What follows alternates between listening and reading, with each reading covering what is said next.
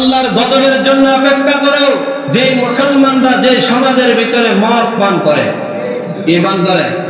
মদ পান। শুধু মদের কথাই বলা যায়, যত নেশার দ্রব্য আছে, নেশা হয়, যত ধরনের নেশাদার দ্রব্য আছে ওইগুলা পান করাই হলো ভূমিকম্পের জন্য কারণ।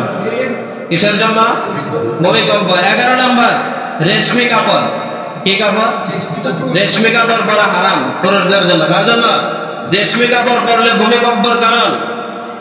12 নম্বর, গায়িকা, নায়িকা, যন্ত্র, বাদ্যযন্ত্র, এইগুলা যে এলাকার ভিতরে বেড়ে যাবে, ওই এলাকার আল্লাহর গজব নেমে আসবে। কি নেমে আসবে? কি করলে?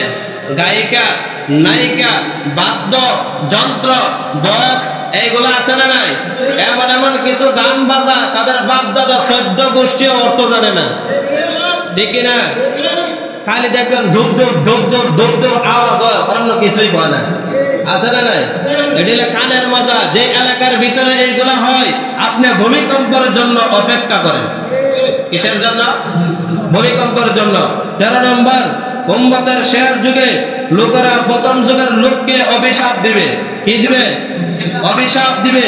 তাহলে আমরা আগের যুগে যারা ছিল তাদেরকে আমরা অভিশাপ দেই নাই। যদি মুসলমান হয়ে থাকে, ইমানদার হয়ে থাকে, সরিষা পরিমাণ যদি ইমান নিয়ে মৃত্যুবরণ করে, আমরা চাই তারা যেন আল্লাহ জান্নাতি বানায় দেন, ঠিক কিনা?